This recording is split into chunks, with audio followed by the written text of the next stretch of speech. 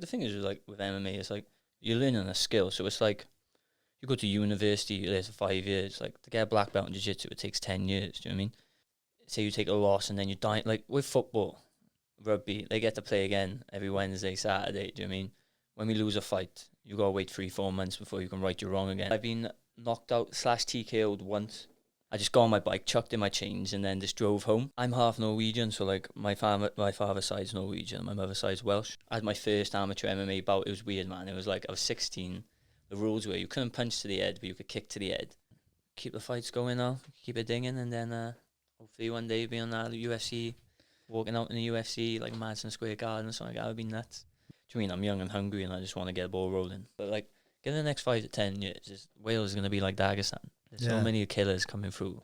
I don't need to fight 6 or 7 bums to get my record up. Like, do you know what I mean? It's like, I want to start taking out good boys.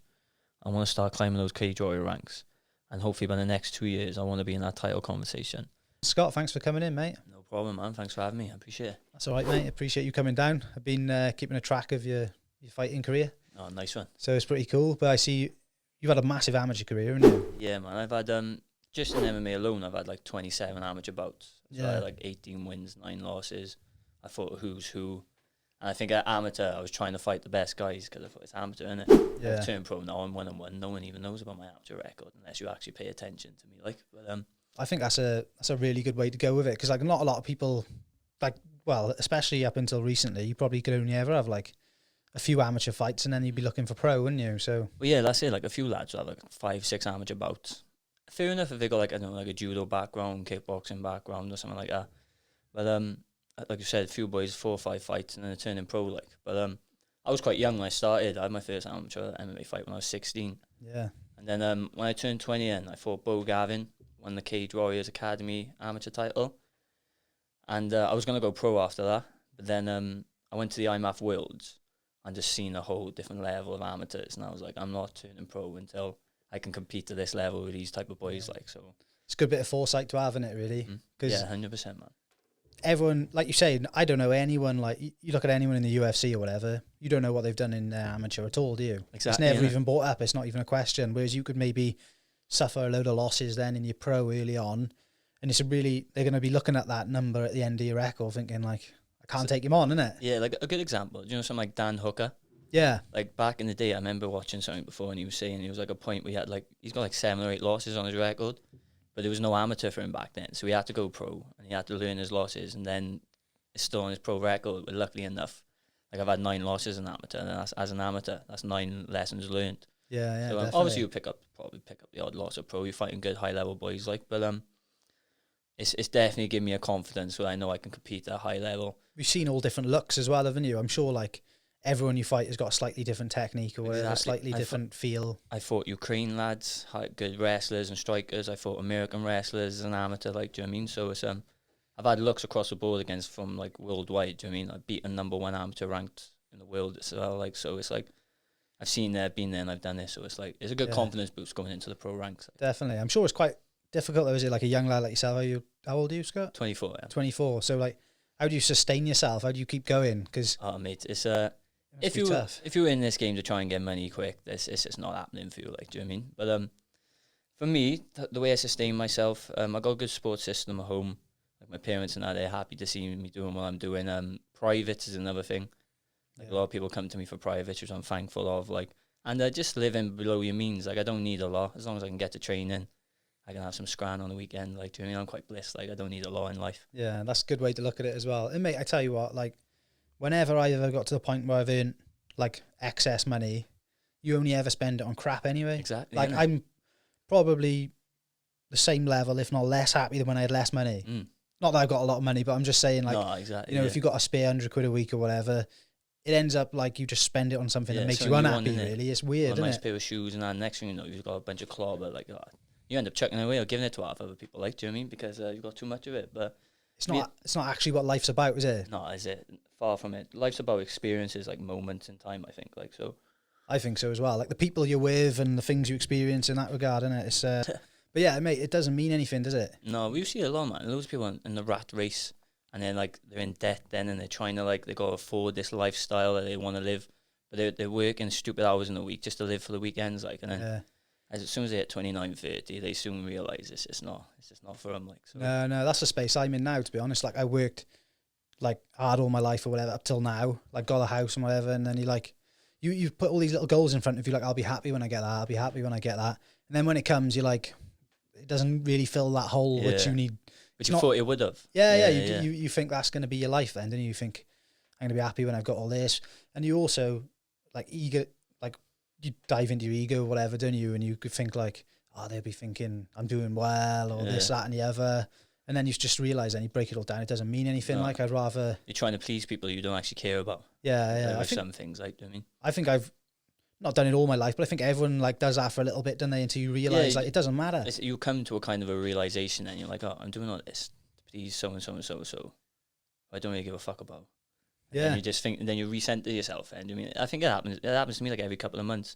I'll be stressing about things and stuff, and I'll be like, none of that really matters. Like, I mean, just what you're doing is mattering. Like, so. Yeah. Well, you got to check yourself, and because it happens 100%. Quickly.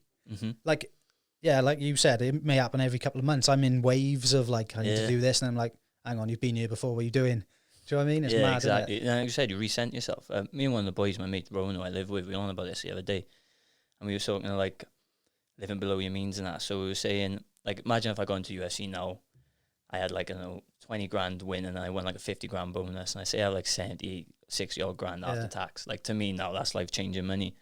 But like, the things I'd want to buy from that is maybe a new Xbox and go and get some clothes. I don't want a new car, don't want to get a house or anything like that. So it's like, it's just living in your means. Like, what you need, what you want is completely different things. Like, do you know what I mean? Yeah, but you could easily get that win, get that money, blow that, set yourself up for like a car finance, exactly, a house and you can't mortgage. afford it. Then next thing you know, you haven't fought for 12 months because you're injured. Exactly. And then what state are you in, innit? You can't keep that up. Like, no, you kind of need to get all them wins under your belt and then see where you're at towards the end of your career, like, I suppose, isn't it? With exactly. MMA. And like, the thing is, like, with MMA, it's like you're learning a skill. So it's like you go to university, you're there for 5 years. Like, to get a black belt in jiu-jitsu, it takes 10 years. Do you know what I mean? So when you put that type of time in, like, after fighting, you'll have you can coach, like, do you know what I mean? You can do private. There's stuff that you can come with it. Yeah, but, you can earn a wage somehow. Yeah, there'd be something you can do. And at the end of the day, if you're doing something that you're happy doing, it's better than doing something you're not happy doing. Do you know what I mean? So I'd rather be a bit skint and enjoy life and have all this stuff, like you said, like material stuff you don't really want. Yeah, because you just don't need it. Like, you just don't need it in your life. Literally every year I go on, I feel like I just want to strip my life back somehow. You know what I mean? Because just having like this debt in front of you just like brings you down, stops you being able to be like creative and move in different areas. Yeah, 'cause you think, I got to pay that off. And after that's paid off, you got to pay something else off. And it's just money chasing. It is, mate. Yeah. It makes you sad then. Did I see you, do you have a fight coming up with Bellator? I did. And I was meant to fight, I don't want to say the boy's name because I'll butcher it. And I don't want to do that to him. But I was fighting this Moldovan lad who lives in Ireland. Strong wrestling base. I was meant to fight him. I was looking forward to it. It was Bellator. It was a big deal for me. Like, so big deal for anyone, I say. Yeah, do you know what I mean? I've grown up since a kid watching Bellator, UFC, all the shows, and to walk out in Dublin in the O2 Arena, I think it was, against his crowd, it just would have been like a moment in time. Like, do you know what I mean? I was looking forward to that. But that's something you can't pay for, isn't it? Exactly, innit? Something you can't pay to experience. But I was looking to hopefully get on there, maybe put on a good show and then see what happened then. But this time it's not meant to be. So, but fingers crossed, I'll be fighting now on the Cage Warriors show in December. Ah, cool, mate. So I'm looking forward to that. Where's that one? Is that one in London again? Yeah, the Yorko, I believe. Are they doing like a double this time? Yeah, it's not. I think they're done with the trilogies now. There's a double header, I think, on the Friday and Saturday. There's a few boys from the gym fighting. You've got John Frazier, Oban Elliott, and then hopefully me in. So. Yeah. Oban's having a quick turnaround, is he? Yeah, he's getting back in there. Yeah, like I think because he's not been with like because he had like some heart problems. Yeah, like that, didn't he? But I think he just wants to get back on the case now and get active. Yeah, I can't fault him really because it makes sense because he wasn't in there long, I suppose, was he? No, and a quick in and out job. Looking nasty, like, do the job. He does the same again, like. Do you know what I mean? Yeah, mate, it was quality performance. Fair play. Yeah, I'm chuffed for him as well because like he came in here talking about his heart problem, and just to see him like come through that's a lot of adversity in it. It's great to see. He's a young lad, man. He's younger than me. He's 23, like. Do you know what I mean? So when he's used to like fighting and winning, and then you can't do that, or like say you take a loss and then you die, like with football, rugby, they get to play again every Wednesday, Saturday. Do you know what I mean? When we lose a fight, you got to wait 3-4 months before you can right your wrong again. And if you're a fighter, that does sit on your head, like in training. You're like, right, I want to do this, I want to do that bet, I want to finish him this. Do you know what I mean? It's like, it's ticking in your head, like, till you get back in there and right that wrong. So it's bound to be, though, isn't it? It's bound to be, especially like he's got, for like how early he is in his career, like his following, he's got like a crazy following going on, like a little cult following, isn't exactly. But it's cool though, because like he walks a walk and he can talk the talk. So he's like, he gets in there, he puts boys away, and he's got the charisma, the what do you call it, like personality for it. So like, the sky's the limit for that boy. Yeah, I agree as well. But like that's an added pressure in it. I know it's a good one to have because like when you see like the star quality, the people who are really earning the mega money, getting the big fights and whatever, a lot of it's on personality. Yeah, willing to put themselves out there. Obviously, they're top quality operators as well, but they've got the talking side of things as well. But for me, it's like, I always say to the boys, if it was up to me, I'd go to the fight show, I'd fight, I'd go home, have a pizza, chill for the weekend, go back training Monday, and do it again. That's how I like to do it. Like, do you know what I mean? I'm not really a big brash talker and that. Like, if you ever see me get an argue with someone, it's because they've pissed me off. Like, do you know what I mean? Or they've said something to me. But like, when it comes to fighting, I'm going to like vendetta against my opponents. And like I said, unless they're chatting shit, trying to rile me up. Like, but, I think it's got to be genuine for you though, isn't it? Like Oban is that character. He just like turns it up to maybe 11. That's him anyway. That's it's his personality, like you said. But for me, I'm just more of a quieter lad. I like to go do my training, get the fights done, and then just keep the ball going. Like, it'd come off wrong probably if you started chatting shit to people. It'd look obvious. Like, he'd be like, oh, this isn't Scott. Like, he's just trying to get some views or trying to get some followers and stuff. So it would look unnatural. Like, whereas probably, if someone does piss you off and it kicks off, then maybe you'll work in that it's favour. The real me, innit? Yeah. I'm getting annoyed with them because they fuck me off. Like, that's it. I don't know if you watch like BKB or anything like that. When the Welsh boys are fighting, we've got some good like Welsh lads in the BKB at the minute, anyway. So I try and support that. But I'd love to go to a live show. Yeah, I think that'd be mad. Like, I see, like Sean George fought Dan Chapman a while back. Oh yeah, I watched that fight. Well, on the day of that, like on the weigh-ins or whatever, it kicked off, didn't it? I think that must have, because like I have a Sean in here and stuff. I had loads of people message me then, where can I buy this or whatever. At the end of the day, that does make you want to see it, doesn't it? You've seen them two kicking off and in each other's faces. It's like, oh, I want to see them go at it now. Like, well, maybe no one would have known about it. Not no one, but like it's underrated for what it is really at the minute. 100%. It's like, they put that out and then it goes on a story and then someone else sees it, they share it on their story and then it starts expanding and people are like, oh, what's happening there? So it's like it grabs people's attention, doesn't it? Yeah, definitely. Massive. And let's be honest, we all like to see it. I know, there's something about it, innit? Yeah, it's like when you're in school, innit? So and so's fighting so and so at lunch. You're gonna go and watch it, like, innit? Yeah, you're not gonna sit in like here. You're gonna definitely be out in the field. Like Dana White said, he was like, it don't matter what you're into, what religion and all that. Like, if you see two people scrapping, you're gonna stop and watch. Like, it's entertaining. It's entertaining. Back in the days, like the gladiator days, and like I went to Italy for the Europeans, and it was like quite surreal. Like, I walked down I seen the big Colosseum, and I walked down the path where like the gladiators back in the day walked down. Yeah. And it was like, it was fucking mad to me. I was thinking, they're going in and to go and kill someone. Like, it's kill or be killed back then, innit?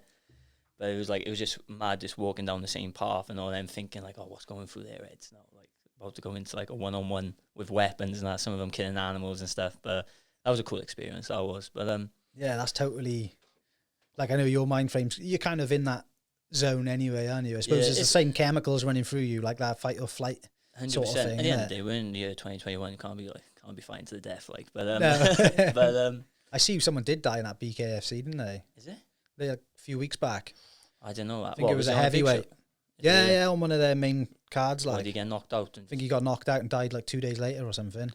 Ooh. See, it's just like at the end of the day, you don't play fighting. Like, do you mean?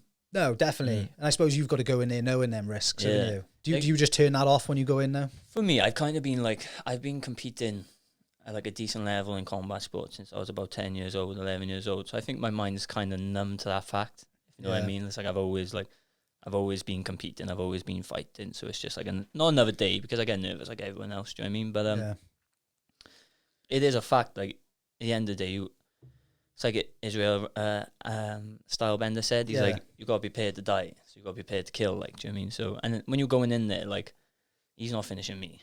Yeah. Do you know what I mean? That's not happening. Like, I'm putting it on him. And it is a kill or be killed mindset then, I suppose. I bet being the person who killed would be horrendous. Like, when let alone being, I know the one who dies, obviously his family and everything, but the one to do the killing, it's like, in a sport you've both agreed to. How do you live with that? Like, it's like some you would boys feel guilt, wouldn't you? I think you would. Yeah, you'd have to, because if you can just like turn it off and then just be like, oh, it is what it is, we both signed up to, then you're a bit of a dark character, I think. Like, there's got to be something in you that's a bit like, oh, fuck, I can't believe I just done that. But at the same time, touch wood, this never happens to me, but if it was our way around you, like, I'd be a bit depressed and that, but I suppose you're going to have to just, it just is what it is, isn't it? If you want to keep on fighting, you've got to crack on. Like, and it's law of averages, isn't it? So many people die falling down the stairs, don't they? It's like exactly, everyone dies doing something, don't they? Like, you're all going to die at the end of the day. Walk down the street and get run over and stuff. But at least it's a choice. Like, you've gone in there, you've made a choice, haven't you? Like, what happens? You can't, like you break an arm.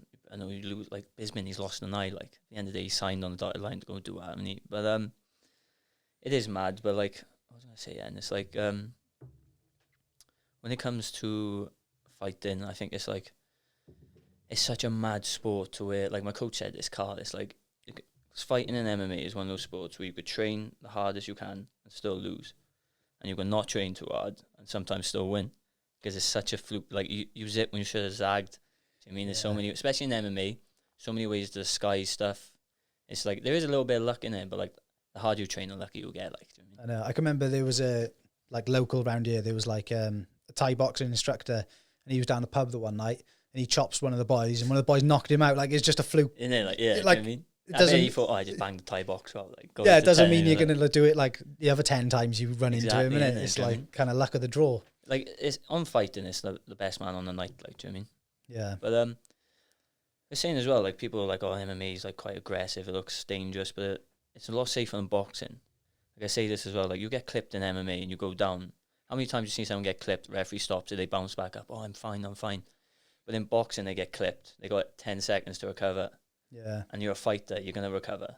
Next thing you know, you get dropped again, you get another 10 seconds. So there's some boys who get finished 3 or 4 times in a boxing ring and they're allowed to get back up. And I think that's where the brain damage and that. Multiple concussions over and over. Or even, get knocked down, go a few more rounds of taking hits then, isn't it? It is dangerous. But in MMA, you could take a clean one, be like a flash knockout, referee stops you, get up sound, but it's over. Like, so I think that's why MMA, even though it looks more savage, is a lot safer. Like, have you been knocked out in any of your fights? Yeah, I've been knocked out / TKO'd once. I say knockout because I was a bit dazed, like, do you know what I mean? But that was a fight on, I fought on one of the amateur cards on Cage Warriors before, and I fought a boy with a bit of a mixed record, so I was quite confident going in, and I think this is where I went wrong. Yeah. Went in and we were striking, and I felt sharp. I was catching some shots, and he was quite like, his style was like unconventional, like, do you know what I mean? And then the next, we just lobbed an uppercut in, boom, caught me sweet on the chin. I can't remember this, but from the footage I've dropped, and he's come in, put a couple of shots up, and then the next thing you know, I just remember standing in the corner with the doctor where, like, do you know when they say, like, shining in your eyes? And I see my opponent over there, and I was like trying to get at him, and they were like, it's over, and I clocked it, and I was like, oh, he's banged me. But you can see all them people, don't you? Like, in the footage, they was trying to grab the ref's legs or whatever. Have you seen the one with the guy and the ref's guillotining him? He's like shotting on him still, and he's like guillotining him to get him off. But I was quite. That was, like, I say, depressing time. Looking back now, it was just when that happened to me, I was meant to go to the World Championships, but because of that, I had a 90-day suspension, which I ended up missing out going to the World Championships. So that time of my life was like, I was just a bit down in the dumps of everything, like. But I got back on the horse and just got back to it. Yeah, it's got to be hard, I suppose. Like, navigating your way through now. It's like, oh, you almost had a fight in Bellator, it's got pulled. Now you're going to cage, or like, there's so many factors, especially in this COVID world we're living in as well. It's like, isn't you can't plan anything in MMA. Like, it's literally, this is going to sound cliche, but it's like just one fight at a time. That is literally how I take it. Yeah, that's top level as well. That's all throughout, isn't it? It's not just that you like the level you're at now. Like, it's top, the UFC bills are pulling out. Exactly, innit? No, you can't guarantee anything. No, so it's like, you just got to train hard, get in there when you can and get it done. But like, for me now, I just want to stay active as I can over the next couple of years. I want to be one of those pros with like 20 odd pro bouts, like, do you know what I mean? So and I'd be like, I would like, my dream is to get to UFC, fight at a high level. Like, obviously, ultimate dream one day is to be a world champion. I think whoever starts MMA, that is your dream. Like, but yeah, man, I just want to stay active now, start climbing my ranks through the British scene and our European scene, and then hopefully following the footsteps of like Brett and Jack, Well, there's loads of boys, John Phillips, all them lads. Do you know what I mean? Yeah.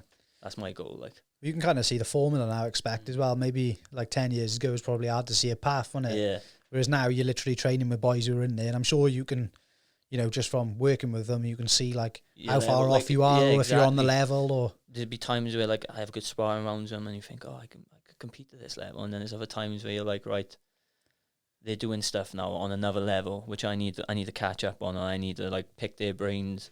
Like it's class having to, I get to spar with Jack. Jack's like he's class everywhere, striking, wrestling, grappling, he can do it all.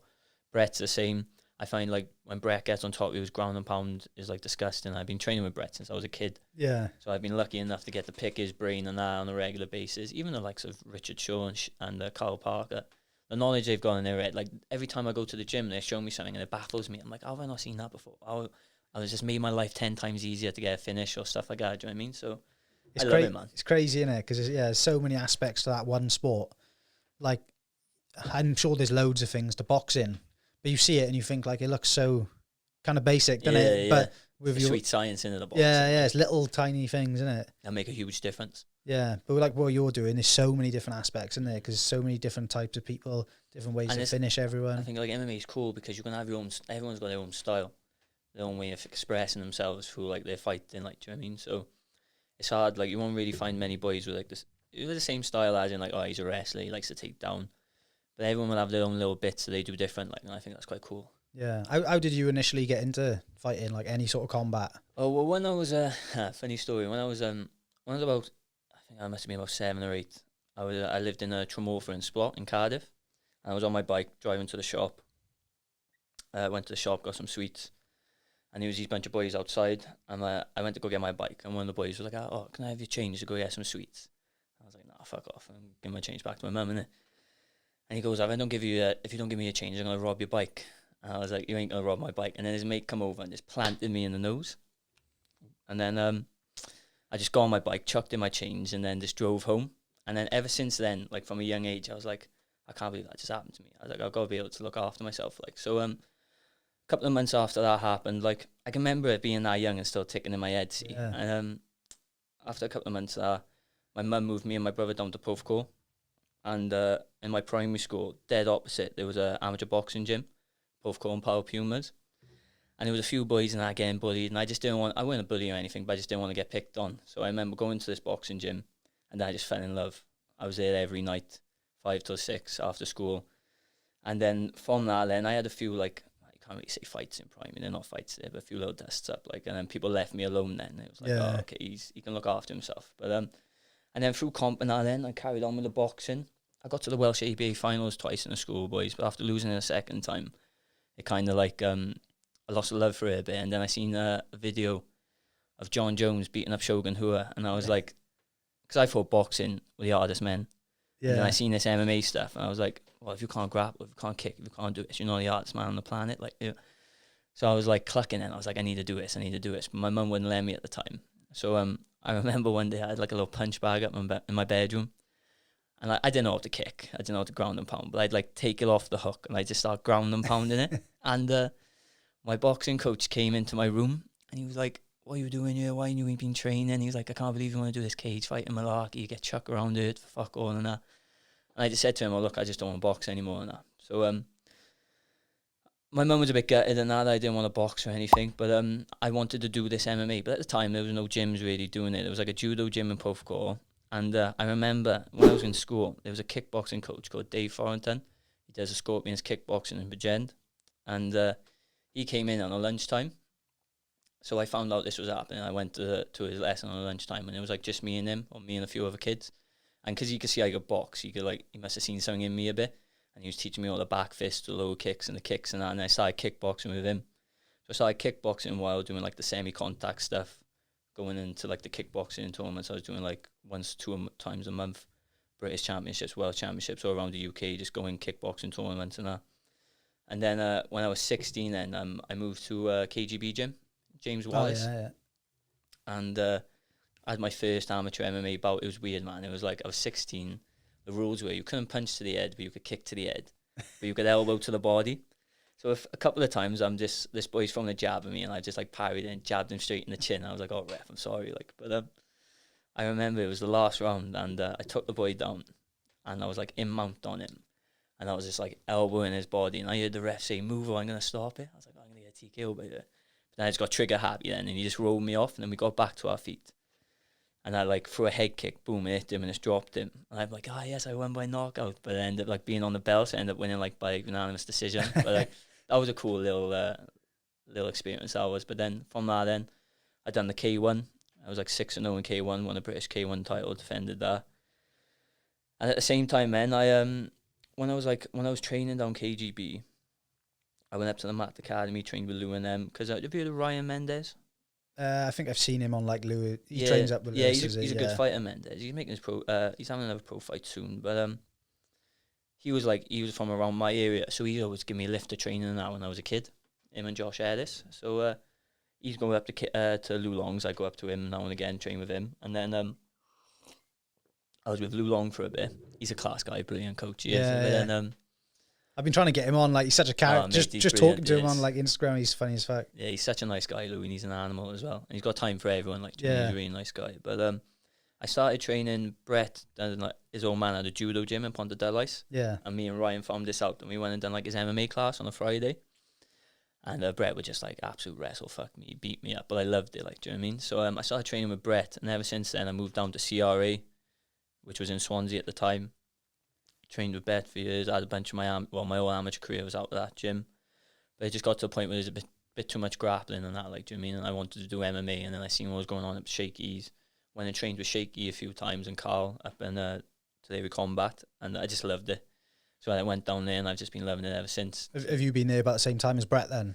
Brett was there for like, I think about a month before me. I joined there just before COVID and that kicked off.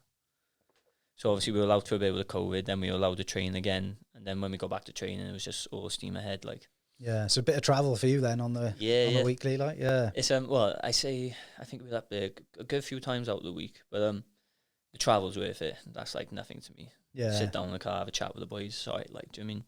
Do you do your privates there then, or is it down? No, Brett's got a little private gym in Casainan. Oh, yeah. Like, so tonight we'll go up there, do some like shoot boxing rounds. But I do my privates out there on a Sunday and Thursday. I think one of my mates come down to you actually. What's his name? Alex. Yeah. I've got another session on Sunday now. Yeah. Good boy, Alex. He's picking it up as well. Yeah. He's like nice an athletic lad. Like. Yeah. He's funny. We've come down, like, we've just messed around in the garden a couple of times. Like, he's fucking trying to show me all the new stuff he's been learning, trying to beat me up. But yeah. Well, he's probably ruined me now. But no, man, training. He's doing well, to be fair. But I like doing the privates. It's like refreshes your memory as well, and then you're showing like the basics, and then you keep yourself sharp with them. Yeah. And it's like you're earning money doing something you like to do, so it's like it's not a task. Like, it's a bliss. So do you still aiming at like world championships in the future? Is that like goal setting? That's like the ultimate goal. But when it comes to me, like I said earlier, it's just one fight at a time. I don't become world champion unless I win my next fight. Do you know what I mean? Yeah. Or put in a good performance. None of that stuff happens unless you focus on the task in hand. Like, every fight, next fight's the biggest fight. So it's like, for me now, so I'll have this fight, hopefully December. Enjoy Christmas. I'll get back on the case then after the New Year. Yeah. And then in March, I just want, if I could get 4 fights in next year, I just want to stay active, build my record up. Any word on opponent for There is, but I don't know if I'm allowed to say it. Like, I don't want to piss Cage Warriors off or anything and let stuff up. Like, but it should be sorted soon. Like, good. Yeah, well, like, it's kind of a bit of a recipe for success if you do well in Cage Warriors, isn't it? Mm-hmm. They pretty much, if you can get to a championship in Cage Warriors, chances are you're going to make it to UFC eventually, aren't you? I think I seen a post they put up the other day, and they've had like 110 or 112 fighters sign over to UFC from Cage Warriors. So it's over there. Like, you just got to keep putting the work in, stay grounded, stay humble. I'll get there sooner or later. Yeah, and you're training in, well, quite arguably one of the best gyms in the UK. Yeah, isn't it? So it's a super gym. It is a super gym. It's like people are like, maybe 5-10 years ago, you'd have to go to the States to get this wrestling and training, and you'd have to go to Russia, Dagestan, Thailand, and all that to train with these boys. But now, I'm telling you, it's like you don't have to go far. We got killers in Wales. I tell everyone, Wales is going to be like the next Dagestan in the next 5 to 10 years. The amount of killers that are going to come out of Wales for such a small country. Like, we got on the amateur team now, the amateur boys are like, and like, obviously the athletes of yesterday are going to, I don't want to butcher this now, but tomorrow's athlete will always be better than today's athlete. Yeah, you know definitely. I mean? So it's cool to see them like having good spars with young amateurs, and then like thinking like what level they're gonna be at. Mate, when I come up to just do that bit of filming that one day, when I met you, like I watched Jack wrestling with some boy. I don't know how old he was, like probably like 16 or something. And I was just like, how the fuck? How was he that good at that age? Like, it just baffled me. Like, I don't know anything. Like, really, I don't know anything about it, like the nitty gritty of it. But just watching him wrestle with Jack, you could just tell like he had a really high skill level. Like, and I just. No, me and the other boy were like just looking at each other like, what is going on? The building killers, like. Yeah, I don't want to run into him in the pub. Like, they put the water down here, like. Yeah, it's mental, isn't it? But no, man, yeah, it's sick to see. But yeah, so just fucking keep the fights going now, keep it dinging, and then hopefully one day be on that UFC, walking out in the UFC like Madison Square Garden or something. That would be nuts. Mate, you got to visualize it, haven't you? Because it will happen one day if you put the work in, won't it? It's like, no doubt about it. I'm quite big on like manifesting. I kind of do it like automatically when I'm just driving in the car. A tune comes on, it's picture me walking out in these big like arenas, and I've done this since I was a kid. Like, do you know what I mean? So or when I'm shadow boxing in my room and shit, it's like I still do when I was a kid. Like, do you know what I mean? It's mad. But well, one day then you'll like be doing it, and it'd be like literally how I pictured it. Yeah, exactly. That's probably like a euphoric feeling, isn't it? Yeah, it's like even when like. It's quite mad though with fighting. It's like because you'll focus so much on the fight, and you focus on winning this fight, and you picture yourself winning, getting your hand raised, and then you win the fight, you get your hand raised, you have a buzz for a couple of hours, or maybe a weekend, and then the next thing you know, you go training on the Monday, and then like it's like, wait, what's next? Do you know what I mean? It's like it's instantly like I've pictured this happened, and then on to the next one. Are you happy in the moment? Yeah. Like, as well, like, do you feel as a general day to day? Yeah, I try to be. I try to like make like a conscious effort to be as well, because like it's easy to get like caught up, especially social media and that this day and age, and people are just sucked into like negativity and all that. Like, so whenever if I ever feel a little bit down, I just be like, listen, you're doing what you want to do in life. There's people in the rat race, and you a lucky one. Like, do you know what I mean? So I always try and just nip myself in the head and just tell myself straight. Yeah, I'm quite good at that. Like, that's good, mate. Gotta be grateful, like, haven't you? Like, for what 100%. You're doing as well, because like. Ultimately, we all make our own choices, don't we, I suppose? It may feel like sometimes they're stripped away from us, but you can do whatever you want to do. Exactly, yeah. People don't realise this. I had a chat with my mate the other day. Well, I say the other day, it's probably a couple of years ago, but I remember talking to him, and he was saying, I'm doing this job now, I'm in like, say, I don't know, for instance, I don't know what he's on, but like 30 grand a year or whatever. This is what I'm going to be doing for the rest of my life. This is it. Yeah. And because he was like, I got to earn this much money. And I was like, you could take a year off, train to be like an aeroplane pilot, like for 2-3 years or whatever, spend 100 grand on that to train, and then go and actually fly the planes, earn tons of money, live the dream. But it's like, you've got to sacrifice. There's always a sacrifice, isn't there? Yeah, 100%. There's always like what they saying, without sacrifice you don't get anywhere. Like, so everything that's like, for me, and like, this is just living my own life, I've noticed everything that's like a short-term gain is a long-term loss, and everything that's like the struggle now, it pays you off in the future. It's comfort zones as well. People don't like getting out of their comfort zone. You gotta live out of it, like, especially with fighting. It's like sometimes, you mean, so when it's a Thursday night, wrestling's on, I'm tired enough from the week's training, I don't want Brett on me for 25 minutes. Do you know what I mean? But if I want to win my next fight, I need him on me for 25 minutes. It's like vice versa with like everyone. So it's like everyone gets those days where they can't be arsed, I suppose. But it's just one of them. Then just realizing like you just gotta be grateful for stuff. Yeah. Do you want to struggle now, or do you want to struggle when it comes to the night? Yeah. I'd rather like training. I'm telling you, training with these boys. The training is harder than the fight. Yeah. I already know that. Like, do you know what I mean? So it's such a confidence boost going into these fights, knowing the work you've put in, the skill, and you can see yourself getting better. Like, obviously, sometimes you plateau, you get one of them, but like lately, it just feels like I've been on a bit of an incline, like. And but it's like, it's because I'm loving it. It's like the Thai coach down there, he's showing me new stuff all the time. Shaky and Carl showing me new stuff. The boys in training are showing me new stuff. So it's just like, it's like positive reinforcement all the time, like. So yeah, don't get me wrong, you get those days you get beaten up in the gym. We all get them, like. But I think that's good as end, because it makes you switch on even more. Like, right, that's not happening again. Like, do you know what I mean? Yeah, it puts you back in line. Like, yeah, 100%. Yeah, mate, it's a crazy sport just to start in it, but I think just keep pushing and it'll go well for you, won't it? Yeah, you're in the right environment, and yeah, I couldn't imagine. When I was up there that night, the grind you boys put in like was just getting tired on the side, like watching. Just watching, it takes out you, doesn't it? Yeah, but mate, it's just so healthy. Just in I imagine like living your lifestyle is just a healthy way to be anyway, isn't it? Yeah, It puts man, you in a it's right like- frame of mind. especially with weight and that. Like I'm quite a lucky one when it comes to weight. I haven't got to cut much weight. I stay quite close to it, but You won 55? no, I No. took the last fight at 155, but it was like 6 or 7 days notice. But I'll be staying at fair weight. That boy, like next day was quite big. So, Did you feel the difference like when you were? when we weighed That's in, it. I was like, oh, we're sound, but we're both 70 kilos in there. But the next day, it weren't like huge, but I could feel like when we gripped up, he put me against a fence at one point. And even when we just like squared up, I was like, he's looking a bit bigger today. But at the end of the day, I train with boys like Oban, Tucker, and that, they chuck me about on a regular. Like, so I'm Yeah. used to tussling up with those big boys. Like, Yeah, I don't know that. Is it Jack Tucker? yeah. I know the boy's fighting. Is he fighting him In November, November, now, 20th, yeah. isn't it? Yeah, On Ryan. Adrenaline. Like, yeah, I went to school with Ryan. Is it? Yeah. Yeah. He's been doing it for some time, hasn't he, apparently? I think he's had like a bit of a break for a few years until like maybe a year or two ago he's got back into it. Oh, But nice. he was fighting pro when I was like 17. He would have been like 18. I think he fought his first pro. Is it? Or maybe, I don't know how it worked then, if it was like It was semi-pro like- or something. yeah, it was that's like it, some yeah. weird. It was mad, like, back in the day, man. I remember going to the paying pitch to watch it when I was a kid, and they'd have, like, semi-pro where, like, basically pro rules, you just couldn't hit to the face on the ground, like, and then they had the NSAC MMA, which turned into, like, the free freeze, what it Yeah. is now without the knees and elbows. But a lot of boys would just go straight pro. Yeah, well, mean- I'm not sure if he was semi-pro or something. I think he had 2 or 3 fights then. Is it? But I think this probably is, his first back now. Oh, nice So one. he'd be a year older than me. Was that 28? Is So, it? yeah. I think I'm going to go down and watch that anyway. mate. Yeah, I'll be there. Yeah, I literally said to Tucker, yeah, sort me out a ticket. But that should be a good event. yeah, I think so Fair as to well. James Wallace, he puts on some good shows. Yeah, I've never really. The only MMA events I've actually been to is Cage Warriors and Ryan fighting years ago. So Is it? that'd be a good night, I reckon. Yeah, man, it'd be sick. Is there Good any little many setup boys down. from Shaw's going down? I or? think it's just there might be a few boys going down to watch, obviously Jack, but fighting on the card, I think it's just Jack. Yeah. Oh, there we are. So, do you have any links with like them boys down that way now?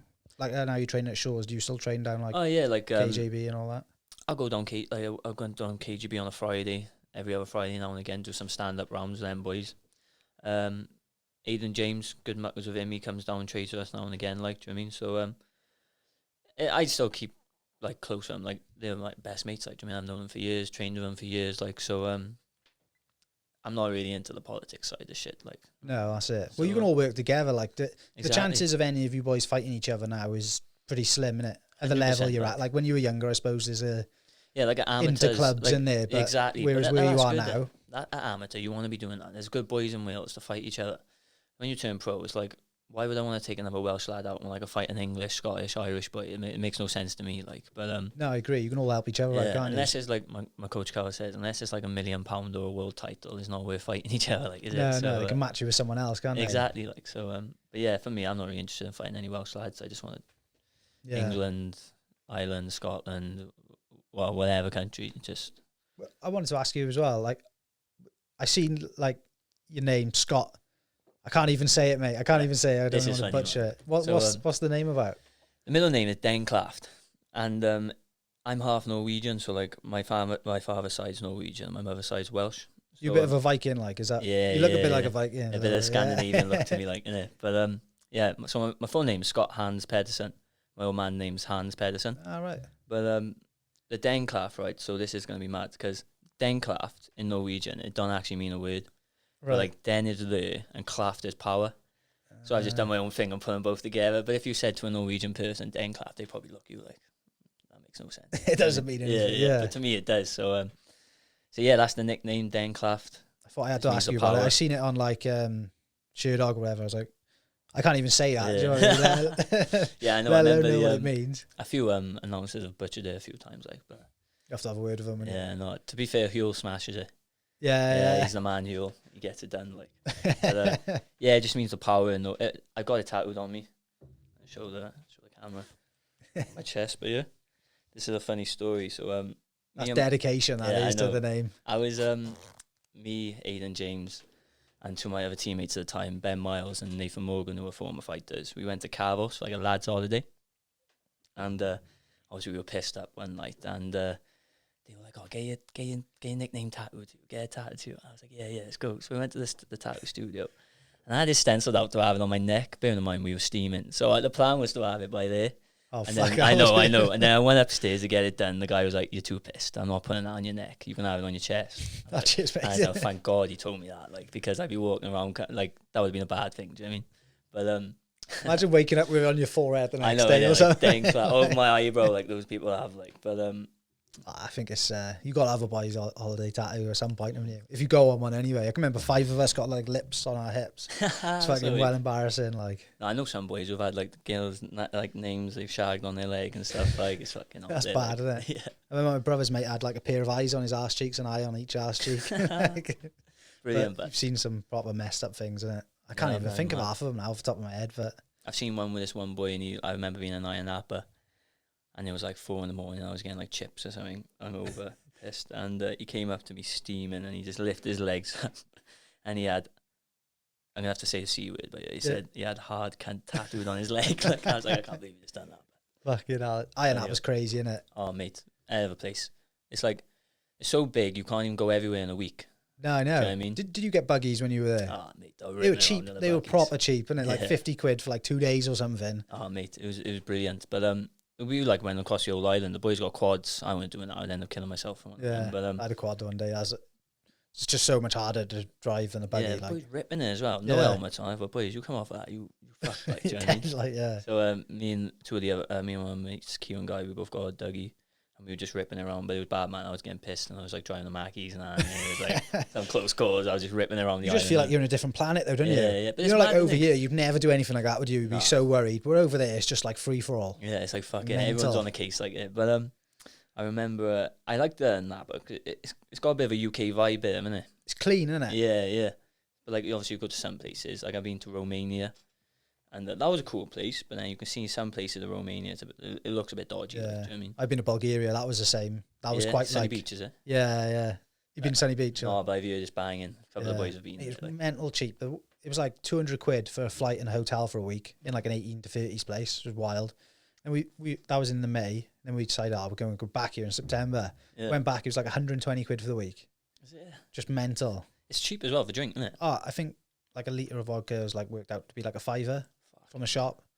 But what's the school? Isn't it meant to be like quite dodgy, as in like the bouncers and that meant to be quite mad, Yeah. like a bit of like mafia run and all that. Like, Yeah, we were like in the hotel we were in. There was like a little pizza shack down the road, and there's like every day this Range Rover would pull up with spinners on, and these guys with big chains would get out and sit down and have a slice of pizza, like, and they reckon they run the police there basically. Is it? Yeah, it's you don't more want to like get like organised crime than it is with the police and all that shit. a few people from our hotel when they were getting cash at the cash point were held up by knives, like, and Fuck that! I think I'll give that place a skip.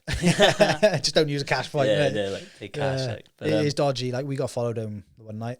Is it? Yeah, there's like 5-6 people behind us. See, that's mad. Man. You just and when you're drunk as well, you don't like. I've been a couple of times. Like, I remember being in Carvos before, and just being a nightmare. Like, and if I was like run by mafia, they probably fucking would have done me in. Like, do you know what I mean? So it's like, gotta be careful when you're out places like that, innit? I know a boy from local. I can't remember if it's somewhere in Greece. It might have been Carvos, but he was down like he got pissed up. He ended up being on his own, and these group of boys. It's like an initiation into a gang over there to bite someone's British person's nose off, and they beat the shit out of him and bit his nose off, like Just to get into a gang. just to get into a gang. Yeah, fucking brutal. He's in the wrong He was place, over wrong there. time, he was, isn't he? Exactly. Yeah, he was over there for like a week. Then I think having all sorts of surgeries and stuff. Mate, that's nuts. That is. I've seen like when I was over there, I seen some of the bouncers. Like, I seen one boy like grip his throat, pin him, and he like got like a hammer fisted him in his eye till it was black, and his eye just popped out, and he let him go like one of the security guards. It's just. You just gotta be careful over there, innit? Yeah, just go for a good time. Don't go being causing a any dickhead, trouble like, in it, because it's just totally different world. And they don't care about you. You're just money to them, aren't you? It's different to over here. Like, they look at you with maybe a bit of compassion, but like, you go missing over there, no many people asking questions. Like, do you know what I mean? It's like it's No. one of them, innit? I went to Tenerife. This was with my mum and dad as well, right? my mum and dad, my brother, and I don't want to say his name because he doesn't want to tell this story. Fair enough. But he's like a family friend. Everyone who knows me will know it anyway. But we went over there on the last night. He decided he's going to go out on his own on the piss. Me and my brother, like, we're broke, can't go out. Next thing you know, get a knock on the door. Like, me, my brother, and him had our own room separate from my mum and dad. And knock on the door. I was about 16. So you heard Spanish voices. We were like, "Fuck, he's brought a prostitute over or something." Yeah, like, he's on the case. yeah, went out to the door. 2 coppers stood next to him with guns, like, in Tenerife. And get in there, you dirty bastard. Made him have a shower and whatever. Yeah. He'd fucking shat his pants, I think, in the cop car. They'd arrest him because he was fighting with someone out on the strip. And then he had to stay over there then for like 4 days. He had to go to court and everything. Fucking, we had to leave him there. Is it? Like, you enjoy it. Yeah, we had no money to stay. We had to leave him there. That's He mad. had to catch a flight home like 2 days later, 3 days later. Mate, that's nuts. See, stuff like that, it might seem worth it at the time, but then it's just... Like, we hear the stories like Darren Till. Yeah, he's like yeah. with the taxi and that. Funny, Like, he seems like a clean-off character, man. He seems cool. It can happen to anyone, though, can't it? Yeah. I can remember we and I and Appa. When we went to Sunny Beach, we met up with these group of boys from Nottingham. Didn't know them, like, we just met them there. Sound lads, like... Yeah, they then come to the second Sunny Beach and I and Appa with us. Yeah, it was class. And so just because, like, there's like 4 of us going or whatever, but then when there's like 5, 6 of them as well, you've got a hell of a good group of boys, like. And the one lad was in the taxi the one night, and we all hopped out. He didn't have enough money to pay for it. And the taxi driver locked the door on him and kept him in there until we all paid. And he was just in there, boys, please. Yeah, no, this is on you, bro. Just winding him up, make him sweat, like. But, yeah. Oh, man, it's been some... Yeah, I got fucking hit by a scooter. Do you know, like, one of those buggies when I was in Carlos? I was just on the strip and I was just being an head up party, and the next thing, boom, bang, my leg. I've, like, just walked back out into the scooter and it's just hit me. Oh, fuck. I was like, oh, fuck. But, yeah. It's rough, isn't it? Yeah. It is rough. Like, you not going to be doing much of that now, I guess, is it? Or are you?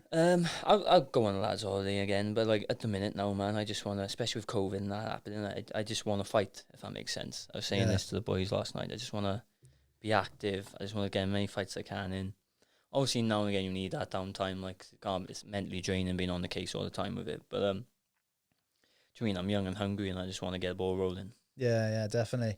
Well, them sorts of holidays, like it's a week out there, but it takes you like I know, it takes 2 weeks to recover from it, like, doesn't it? And the blues you're having. I remember the first Carlos holiday I went on, I was like, do you know what, fuck this fighting shit. I'm going over there and being a rep. Like, so I had the blues pickles hard, your mind, doesn't it? Oh, big time, especially your first one. Yeah, you're like, fuck it. It makes you just question like your reality living in over here, like, doesn't it?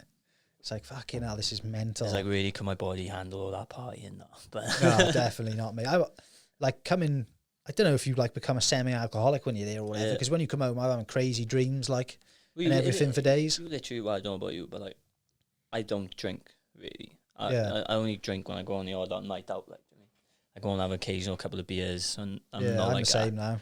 But when you're on a lad's holiday, you're drinking every night. Sometimes I wake up in the day and have cocktails just to make myself feel a bit better. Like, you're an actual alcoholic for a week. Like, so you're slamming, like, I don't know if you're on the balloons and whatever. Yeah, bashing them out. Yeah, spinning. You spend like £100 a night on them. I know, because they're so cheap as well, isn't it? Yeah, and you're just like next. They're well addictive, aren't they? I seen this one girl, man. We were in Carlos, and it was just like one club, and it was like hot and sweaty.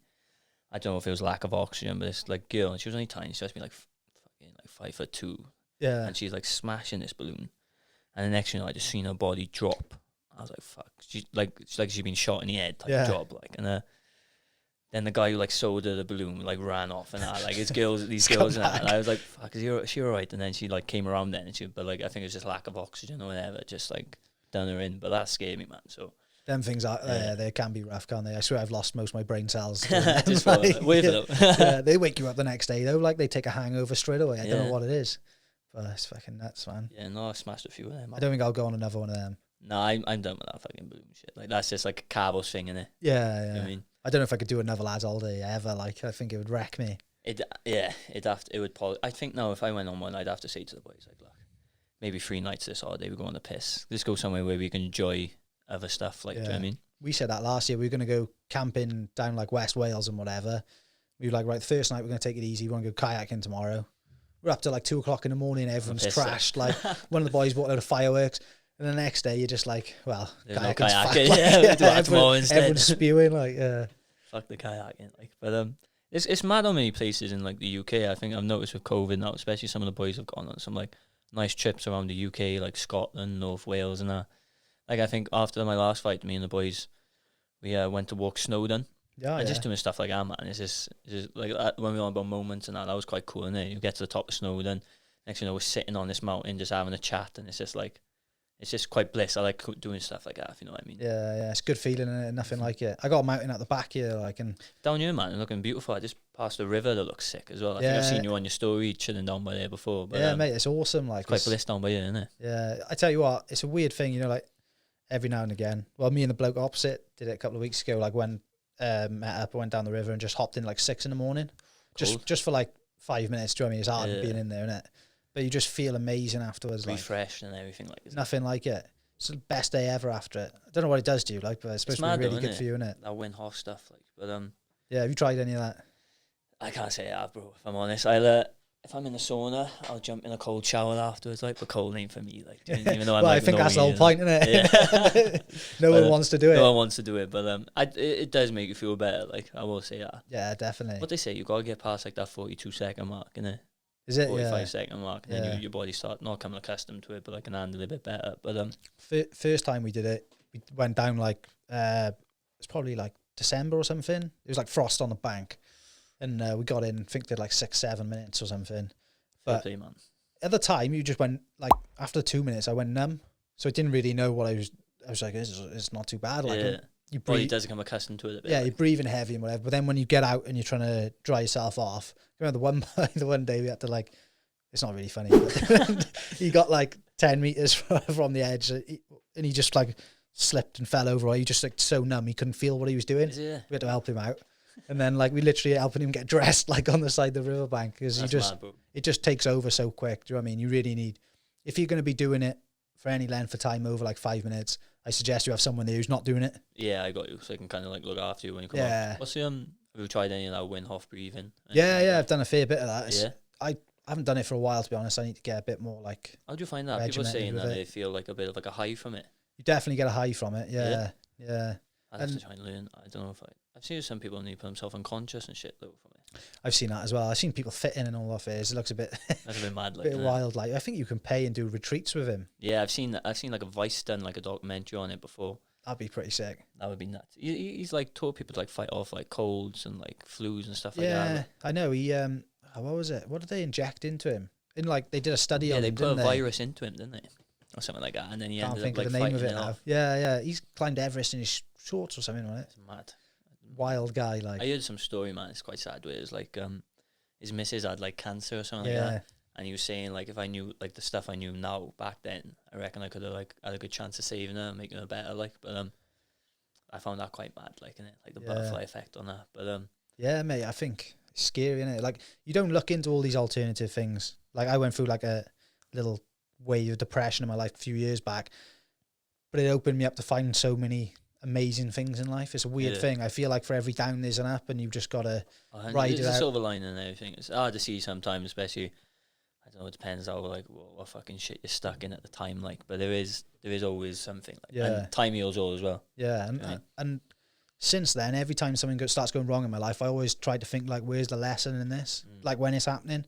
Like a few months back, I told you we just had a little one, and day 3, she had like a choking incident. We had to rush up to the hospital and whatever. And when I turned up to the hospital, above the door I was sent through to go in, because I wasn't allowed in the ambulance, my missus had to go up.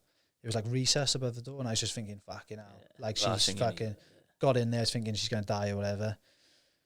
But like what pulled me through, like we were in there for a couple of days then, everything was fine, thank fuck. But like what was pulling me through was thinking like, this is just like telling me what I need to do with my life now. This is what's important. Yeah, the kid. Yeah, switch on, and then I got exactly what you're trying to say. It's like be appreciative of everything you've got because it can be taken away in an instant. Like yeah, and it's mad. Like, and the thing is, you don't think that until that happens. Yeah, you think life's so content.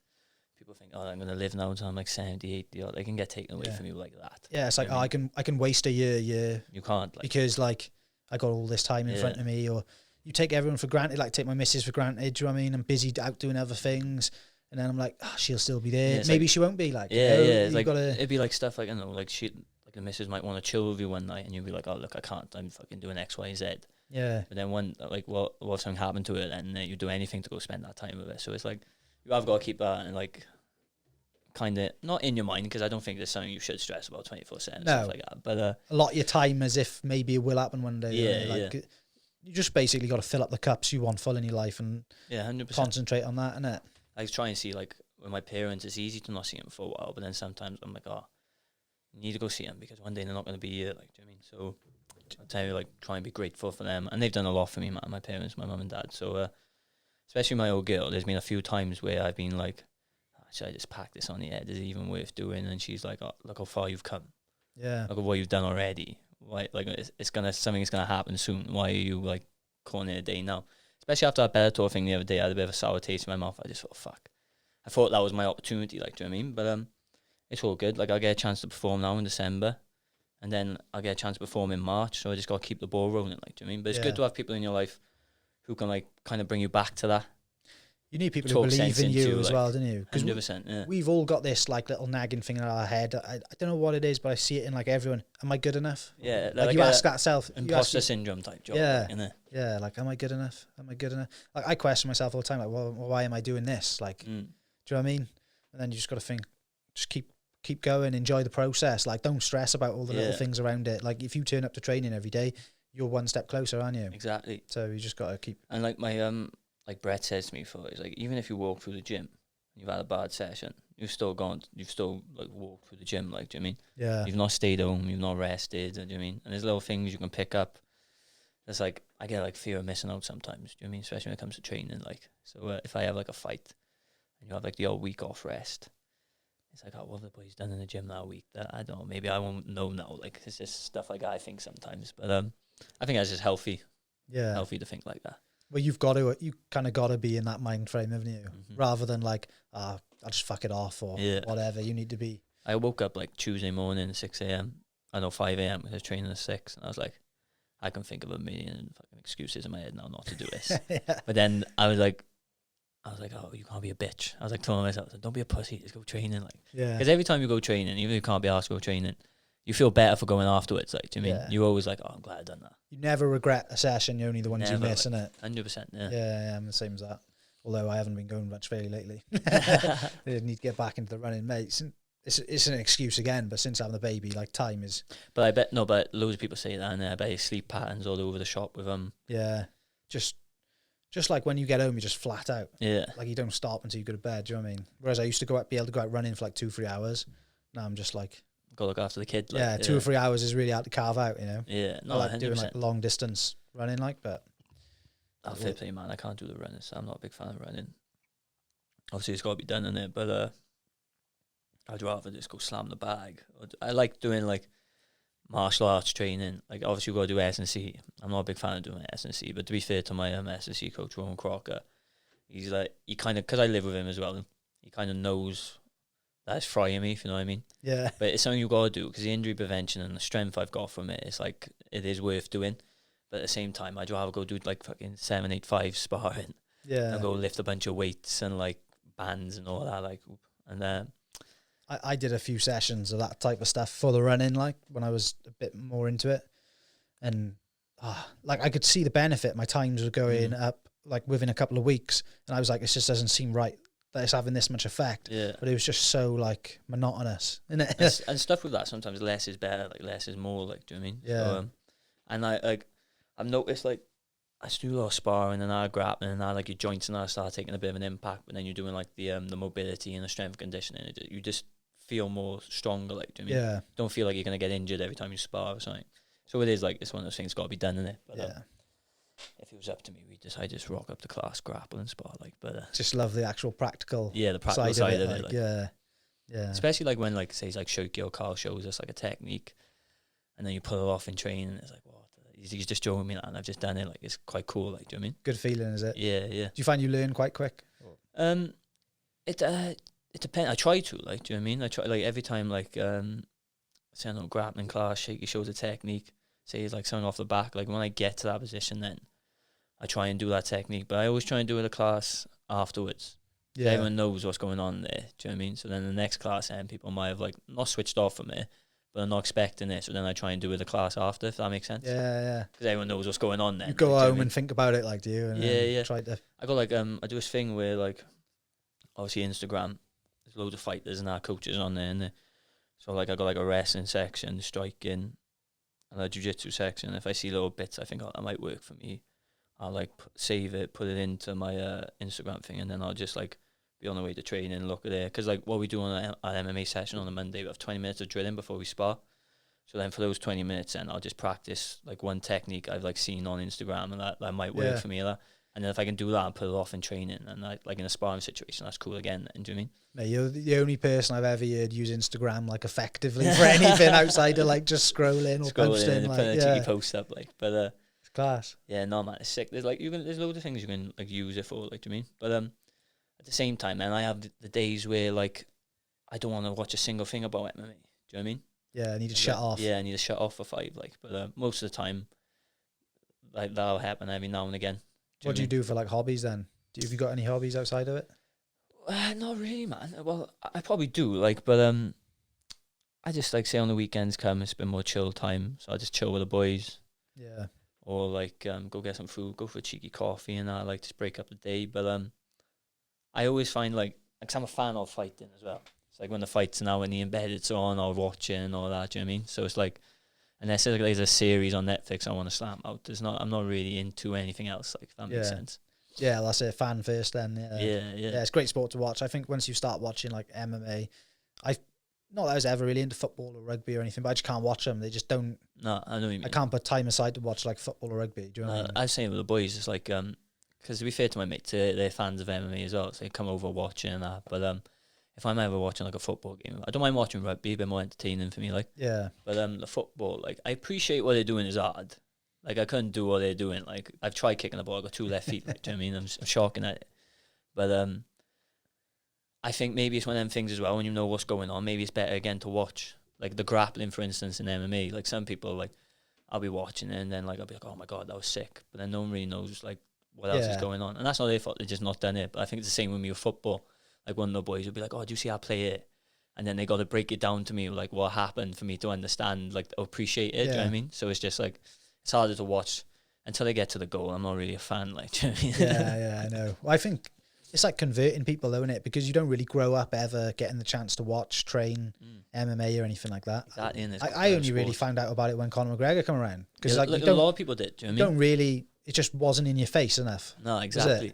And to be fair to him, he's took the game to a whole new level. Like, so yeah, you need to see like someone needs to put you down and watch like Justin Gaethje and Dustin Poirier or something, like watch them two fight. And then I sent that to like a couple of my mates when they fought. I was like, you need to start watching this. Do you know what I mean? Because you see something like that and that makes you want to like. And you're pulls you in, scrapping again and then even like when you see like the little videos on YouTube, I see like a half-hour documentary on Justin Gaethje.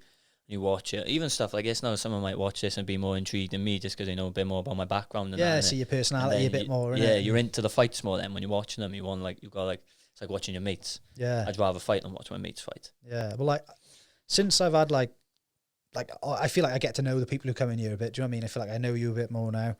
Like next time you fight, I'm definitely gonna watch. More engaged to it, like and I'm also like it's a weird thing when it's like someone you kind of know. It's a bit more like when I'm watching it, I feel like a bit of pressure for you. Like got butterflies yourself, and come on, back, get it done, it's it so done. Strange. When Mason fought the other day, like I was like, fucking hell. Yeah. It's just wild to watch. Like he was in a hell of a scrap. That was a hell of a fight. Fair play to him. Oh, I know. Yeah, he's everyone he's been in has been a barnbler. He's a tough mofo, isn't he? Mate, his chin is unreal, isn't it? Granite. Yeah, that first fight he had with that Mike Davis, I was watching that. He's good, that Mike Davis, as well, high level fighter. Really good, Mike Davis. And like, but Mason, he's got all the tools there to go to the top as well. Like, do you know what I mean? Yeah, I know. I feel like he can perform a lot better than he has. Yeah, 100%. Watching him like in Cage Warrior, I feel like sometimes he just likes a bit. He likes to dust up too much. Yeah, you know what I mean? Needs to be a bit more conservative, like. Yeah, but then at the end of the day, that's how if he likes to fight. I heard one of my mates, Ben Ennis, before telling me that he likes to break boys. Yeah. Do you know what I mean? So it's like that's that kind of style you've got to have it, like, do you know what I mean? A non-stop in your face style. Yeah, just go watching him break yourself at the same time. Yeah. But Mason, man, he's a beast. I've never got a chance. I never really spoke to him or trained with him or anything. But I've watched his fights and that, and he's like I said, he's a killer. Like nice guy. What can he come in here sound like? Yeah, he was one of my first guests, I think. And sick.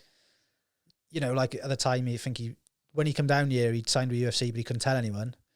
So like we did the whole podcast, and I was like, oh yeah, so I was your time at Cage Warriors. It's like can't even talk about the big news that's getting, but yeah, so I could have revealed it on you, innit? Yeah, next time though. yeah, that's it. Well, hopefully having him on now because I think he's back now. I think is he back? Coming Wales, back, I think. Yeah, because he's been out there a long time now. I think trained Team Alpha Male, I think, isn't it? Yeah, good gym. I remember when I was a kid, I wanted to go out there, like, but I used to be a fan of like Uriah Faber and Joseph Benavidez and all them lads, like, but I feel like you just don't. It don't need to be done anymore. You don't have to go to the States. No. Well, I feel like I don't have to. Like, do you know what I mean? Yeah. Well, Jack's kind of proved that, really. Exactly. He's gone out there. He's wrestled, American wrestler. Yeah, and Brett. You know, they've both proved it. Like, but now, yeah, it's just Jack's always banging on about the Welsh wrestling. He loves it, doesn't he? I'm telling you, like I said earlier, but like, in the next 5 to 10 years, Wales is going to be like Dagestan. There's so many killers coming through.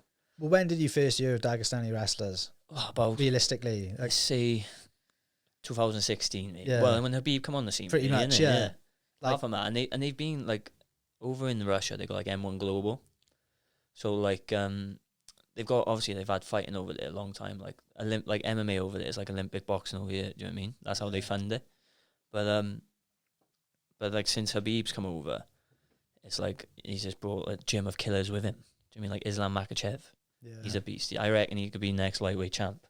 Yeah, he's fighting Hooker this weekend. That would have happened by the time this goes out. Yeah. Is it? Yeah. What's your predictions on that? I just can't help but think Makhachev's going to win. It's hard to bet against him. It is hard to bet against. I'd love to see Hooker win. Same. Like, I love Hooker. My heart goes with Hooker, but my head says like he's going to lose. Yeah, because like I just love how game he is. Like you'll fight anyone, and you like the fight he had with Dustin Poirier. What a scrap! Like I love his skills. Long, his striking is like sexy. Yeah. He bangs boys out with those knees and that. Like, do you know what I mean? Mate, he could win. It's not out of question. Like, do you know what I mean? He's definitely got a chance of winning. But like the way Islam fights and you don't like.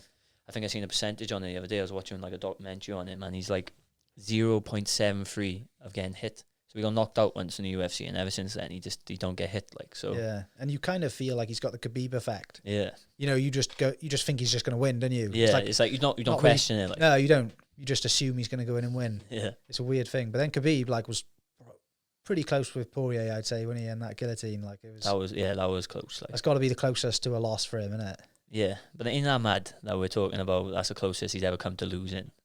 Yeah, and he's never lost. Like, and like it's nuts. But how did you? Because I know obviously you went pro and you had like your first fight was a loss. How did that feel? Like, because I expect you wanted to break onto the scene. Exactly. With, like, a win, it was one of them where like the boy I was fighting, Matthew Elliott, he's a really good judoka and wrestler. Like he's won like wrestling championships, judoka championships since he was a kid and that. And I knew it'd be a tough fight. But like I'm not really scared to fight anyone. Like to me, I thought everyone an amateur there is to fight. So I knew it was going to be a tough fight. But at the time it was COVID and it was either that like I didn't know when I was going to fight next, and I didn't have that opportunity. But we had a good scrap. I'm man enough to say when someone beats me, they beat me. Like, do you know what I mean? It is what it is. But we had a good fight. I reckon I'll see him again one day. Like, but yeah, he's like I say, he's a good fighter. I speak to him now and again on Instagram. Like he's a funny lad. His stories back on me. Like, but yeah, he's sound. He's doing well. But like, we both keep on the project. We could meet again one day. You never know. Like, but yeah, like to make it right with you. Yeah. Because we had a good scrap, man. I landed some shots on him. Like, I just I knew he was a good wrestler. He was strong when he got that grip. But considering I'm not a wrestler, like the scrambles I got back to my feet and like I think maybe a few different things different, like a win. But that's neither here or there till it happens again. But no, I wish him all the best. Yeah, it's one of them things. Just got to move forward. Then, what was it feeling like the week after that compared to like a win? It was shit. Yeah. Because it was like in my head, I wanted to get this fight, boom, win, and then because most people win their pro debuts, don't they? But then at the same time, man, there's boys fighting their pro debuts who are not fighting boys who I'm fighting. Like, do you know what I mean? Like my first fight, I fought a high level wrestler. Didn't go my way. My second fight, then I took on 6 days' notice against a lightweight. Yeah, the world champion kickboxer. Do you know what I mean? I got him out of there. Like so, there's boys who are protecting their records, and I want to fight. Like if you want to be the best, you got to beat the best at the end of the day. Yeah. You can't look at I shouldn't fight him right now. I suppose too much. Can you? We got to. Like don't get me wrong. I'm fucking 2 fights in. I'm not gonna fight a 16-year-old Russian. Like do you know what I mean? But like it's just. The end of the day with this sport, if you want to be the best, you got to beat the best. And I don't like. I just not like. If you fight a bum, you know you beat a bum. Like, do you know what I mean? You can't be content with yourself with that. Like, so if there's boys out there who like 7, 8 to know some boys are, and they beating boys like 1-1, fucking 0-2 and shit. Like, do you know what I mean? And it's like fuck that. I'd rather be like 6-4, 6-3, and 4 killers. Do you know what I mean? Yeah. Well, I think it can like for some people it doesn't pay off, but for others. Like you said, like Dan Hooker, certain people, because they're willing to take the opportunity when it comes, it's not like boxing, you don't need a clean record. No, exactly. Not you can take the odd loss in MMA because there's so many ways to lose, there's so many ways to win. Yeah. And as long like with my first fight, even though I lost, a lot of people saying like, oh, it was close. I watch it back. Maybe I think you win. It was a good like performance. Do you know what I mean? So it's like, for me, when I fight, all I want to do is be able to perform. Yeah. If I can just do the best I know I can do, then I'm happy. Yeah. Like, do you know what I mean? Well, yeah. If you lose, then and there's no question of. Obviously, there's a question of why, but there's not a question of your preparation for what you thought you were going to come up against. And if you're going into a fight and you know you haven't prepped for it, then that's shit. Like, do you know what I mean? Yeah. But if you go in there, you've done everything you can do, and you're like, you're just not a better man than like it just is what it is. Like, do you know what I mean? You've got to take it on the chin and just move forward. Like, yeah. And in every fight, someone's got to lose, haven't they? Exactly. It's such a tough sport. It's, you know, you see all these people and you're like, oh, you got to win, but someone's got to lose, haven't they? And exactly. Like, so you just got to learn and move forward, I suppose, isn't it? Exactly. You just got to take it on the chin, crack on. But yeah, man, it's like when it comes to fighting and the boys now just like trying to pad their records and stuff, it's like I've had 27 amateur bouts, so I've been in the cage 27 times before I've even turned pro. Yeah. Like, I don't need to fight 6 or 7 bums to get my record up. Like, do you know what I mean? It's like, I want to start taking out good boys. I want to start climbing those cage warrior ranks. And hopefully by the next 2 years, I want to be in that title conversation. But like I said again, none of that happens unless I like focus on each fight one at a time. Yeah. And get it done that way. So yeah, but it's nice to have that vision, though, isn't it? Yeah. Like, do you know what I mean? Since I was a kid, seen fucking Brett walking around with a cage warriors belt. It's just something like, oh, that'd be sick. Like, do you know what I mean? Yeah. But as long as I focus on one at a time, I have no doubt it'll come one day. Yeah. Well, I think that's a good place to leave it, mate. Happy days. Appreciate you coming on. Anything you want to say before we wrap it up? Yeah, I just want to thank my parents, my mum and dad, because without them, they helped me out a lot. I want to thank my coaches, Shaky, Carl, Heem, Brett, all the boys I train with, Jack. Like, the list goes on. If I could be here for the next 2 hours thanking people, like, doing. But thank you for having me on. I appreciate it as well. Thanks for coming down, mate. It's the guest to make the show at the end of the day, so I appreciate you coming. Happy days. Get a couple of scraps in, and then I come back and do another one, is it? 100%, mate. I'm up for it. Sounds Let's nice do one, it. boss. Nice one. Cheers, buddy. Man. Legend.